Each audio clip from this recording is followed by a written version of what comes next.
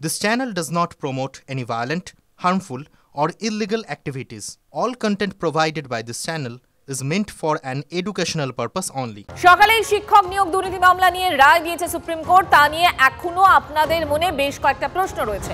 কাদের চাকরি গেল, কাদের বেতন ফেরত দিতে হবে, আর কারা পরীক্ষায় বসতে পারবেন? পাঁচ কথার শুরুতেই সেই প্রশ্নগুলোর উত্তর দেওয়ার চেষ্টা করব, একটু ক্লিয়ার করে দেওয়ার চেষ্টা করব। প্রথমে কি রায়? 2016 সালের শিক্ষক নিয়োগের প্যানেল বাতিল। কলকাতা হাইকোর্টের রায় বহাল রাখল সুপ্রিম কোর্ট। এক্ষেত্রে কতজন শিক্ষক? 25,573 জন। কতজনের চাকরি গেল? 25,572 জনের। কার চাকরি থাকলো? ক্যান্সার আক্রান্ত সোমা দাসের শুধুমাত্র চাকরি থাকলো। কাদের বেতন ফেরত দিতে হবে? 5,303 জনকে দিতে হবে। 12% হারে সুদ সহ বেতন ফেরাতে হবে এবং প্রায় 25 থেকে 26 লক্ষ টাকা সেটা। কেন ফেরত দিতে হবে? র্যাঙ্ক জাম্প, মেয়াদ উত্তীর্ণ প্যানেল থেকে অবৈধ চাকরি আদালতে জানিয়েছিল এসএসসি। সেক্ষেত্রে কতজনের সামনে তাহলে চাকরি বাঁচানোর সুযোগ থাকলো? রাজ্যের আইনজীবীর দাবি, চিহ্নিত অযোগ্য ছাড়া সব শিক্ষকরা এই সুযোগ পাবেন। ওয়েটিংয়ে থাকা চাকরি প্রার্থীরা পরীক্ষায় বসতে পারবেন। আইনজীবীদের দাবি, অযোগ্য না হলে বসতে পারবেন। কবে পরীক্ষা? কলকাতা হাইকোর্ট জানিয়েছিল 15 দিনের মধ্যে নতুন প্রক্রিয়া, নিয়োগ প্রক্রিয়া শুরু করতে হবে। পুরনো চাকরিতে ফেরা যাবে। শিক্ষক হওয়ার আগে যদি সরকারি চাকুরে, তাহলে আগের দপ্তরে ফেরার আবেদন করা যাবে। আর 3 মাসের মধ্যে আবেদন অনুযায়ী নিয়োগ দিতে হবে সরকারকে। আপনাদের সুবিধার জন্য আরো একবার প্রশ্নের উত্তরগুলো জানাই আপনাদের। আরো একবার বলি আপনাদের, কি রায়? 2016 সালের শিক্ষক নিয়োগের প্যানেল বাতিল করা হলো, সবটা বাতিল। কলকাতা হাইকোর্টের যে রায় সেটাই বহাল রাখলো দেশের সর্বোচ্চ আদালত। কতজন শিক্ষকের চাকরি গেল? 25,573 জনের। তাহলে সেক্ষেত্রে কতজনের চাকরি গেল সেই সংখ্যাটা 25,572। কার চাকরি থাকলো? ক্যান্সার আক্রান্ত সোমা দাসের চাকরি থাকলো। কাদের বেতন ফেরত দিতে হবে? 5,303 জন। 12% হারে সুদ সহ বেতন ফেরাতে হবে।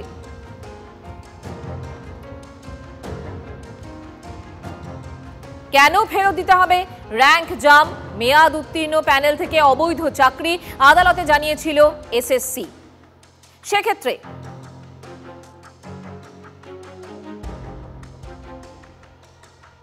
সেক্ষেত্রে এরপর কতজনের সামনে চাকরি বাঁচানোর সুযোগ থাকছে? রাজ্যের আইনজীবীর দাবি, চিহ্নিত অযোগ্য ছাড়া সবার কাছে সেই সুযোগ থাকছে। ওয়েটিংয়ে থাকা চাকরি প্রার্থীরা পরীক্ষায় বসতে পারবেন। আইনজীবীদের দাবি, অযোগ্য না হলে বসতে পারবেন। কবে পরীক্ষা? কলকাতা হাইকোর্ট জানিয়েছিল 15 দিনের মধ্যে নতুন নিয়োগ প্রক্রিয়া শুরু করতে হবে। পুরনো চাকরিতে কি ফেরা যাবে? শিক্ষক হওয়ার আগে সরকারি চাকুরে হলে আগের দপ্তরে ফেরার আবেদন করা যাবে। আর 3 মাসের মধ্যে আবেদন অনুযায়ী নিয়োগ দিতে হবে সরকারকে।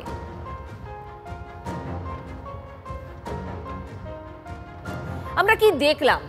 যেখানে দেখলাম উত্তর থেকে দক্ষিণ সকলের এক অবস্থা। পরিবার রয়েছে, কাঁধে সংসারের দায়িত্ব রয়েছে, বাবা মার চিকিৎসার খরচ রয়েছে, ছেলে মেয়ের পড়াশোনার খরচ রয়েছে, মাস গেলে বাড়ি গাড়ির ইএমআই রয়েছে। কিন্তু এত দায়িত্বের মধ্যে চাকরিটাই আর নেই। সুপ্রিম কোর্ট 2016 এসএসসির গোটা প্যানেল বাতিল করতেই কয়েক মুহূর্তে রাস্তায় প্রায় 26,000 চাকরিহারা। তাদের আক্ষেপ, দোষ না করেই মৃত্যুদণ্ড পেলেন তারা। এখানে আমাদের কারো ওই দুর্নীতির যে তালিকা সেখানে নাম নেই। আমি একজন কিন্তু অন্য জব ছেড়ে এসেছি। আমি প্রাইমারি টিচার ছিলাম, সেখানেও প্রায় 1-1.5 বছর চাকরি করেছি। তারপর আমি এখানে প্যানেলভুক্ত হয়েছি। যে যারা যোগ্য তাদের চাকরি কখনোই যেতে পারে না। আমি তো পজিটিভ। আমরা পজিটিভ কিছু আশা করছি আজকে রায় থেকে। আমরা এই দুর্বিষহ যন্ত্রণা থেকে আজকে আমরা মুক্তি পেতে চলেছি। বৃহস্পতিবার সকাল 10:34। সুপ্রিম কোর্টে এসএসসি চাকরি বাতিল মামলা শুনানির কয়েক মিনিট আগেও আত্মবিশ্বাসী ছিলেন হাজার হাজার চাকরি প্রাপক। মনে মনে তারা ভাবছিলেন, স্কুলে চাকরি, জীবন নিশ্চিত। বৃহস্পতিবার সকাল 10:37। 3 মিনিটের ব্যবধানে আত্মবিশ্বাসী সেই 26,000 চাকরি প্রার্থী চাকরিহারা। 180 সেকেন্ডের ব্যবধানে তাদের মাথায় তখন একটাই চিন্তা, স্কুলের চাকরি আর নেই। আমি কিছু বলবো না, আমার একটা ছেলে আছে, আমি আজ পর্যন্ত কোনোদিন কোনোদিন দুর্নীতির সাথে ছিলাম না। আমি সত্যি, আমার একটা ছেলে আছে, আমি কোনোদিন দুর্নীতির সাথে ছিলাম না। যত সততার সাথে আমার একাডেমিক মার্কস ভালো, অনেক খেটেছি জীবনটা, সারা জীবনের পরিশ্রম, আমি জানি না। কয়েক মিনিটের ব্যবধানে এসএসসি মামলায় সুপ্রিম কোর্টের নির্দেশে 180 ডিগ্রি উল্টে গেছে হাজার হাজার চাকরি প্রাপকের ভবিষ্যৎ। আমাদের একাডেমিক্সগুলো খুলে দেখুন, মাধ্যমিকে কত পেয়েছে, উচ্চ মাধ্যমিকে কত পেয়েছি, নিজের যোগ্যতা এসছে। এখানে আমাদেরকে তো পাশে বসিয়ে দিয়েছে, চারিদিকে চুরি, সেই চুরির পরিণতি আমাদের জীবন দিয়ে, আমাদের জীবিকা দিয়ে তার দাম দিতে হচ্ছে। এক লহমায় 25,752 জনের চাকরি খারিজ। 2016 সালে এসএসসির গোটা প্যানেল বাতিল করে শীর্ষ আদালত জানিয়েছে নতুন করে পরীক্ষায় বসতে পারবেন চিহ্নিত অযোগ্য ছাড়া সবাই।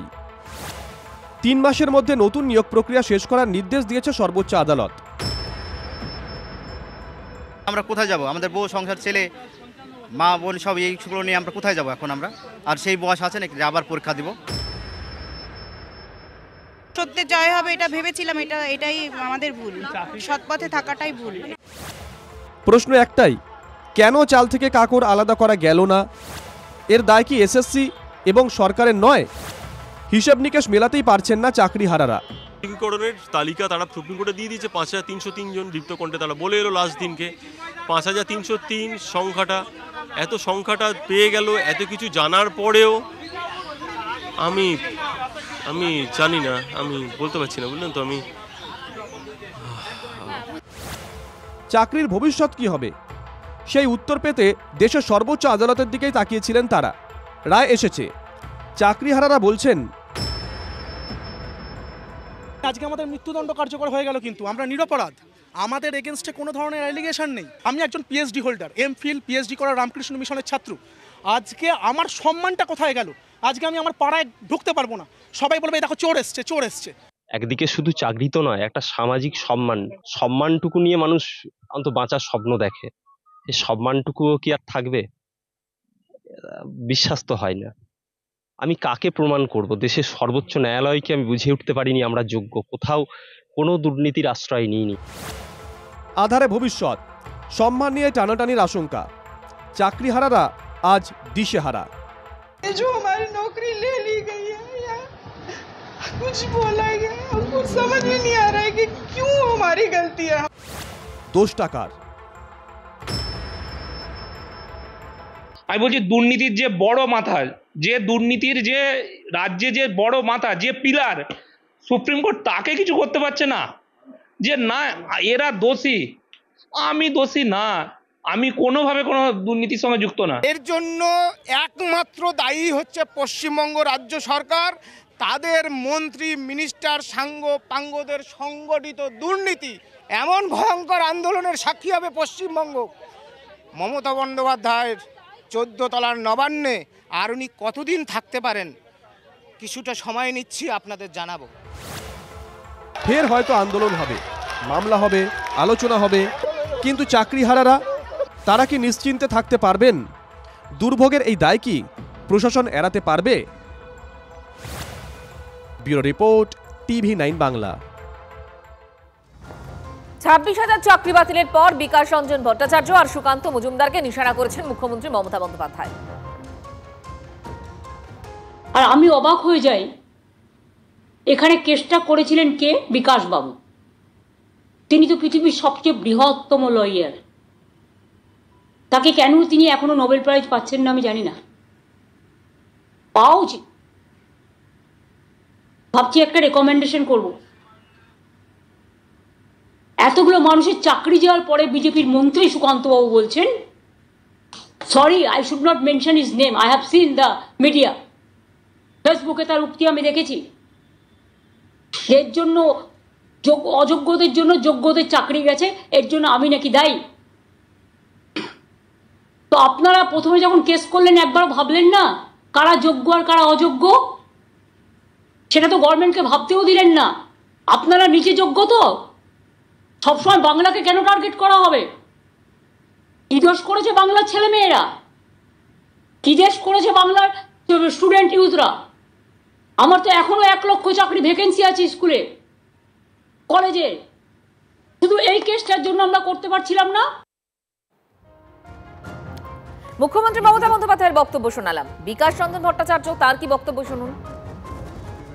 দেখবেন ওরা কোনো বিপদ পড়লেই সিপিএম করেছে, বিকাশ ভট্টাচার্য করেছে, সুতরাং এটা হচ্ছে ওরা আমাদের ঈশ্বর মনে করে, সেই জন্যই বারবার এই কথাটা। এখন একটাই ওর পক্ষে আশীর্বাদ যে আগামী দিনে ওকে জেলে থাকতে হবে, সেই ব্যবস্থাটা করা তৈরি হচ্ছে।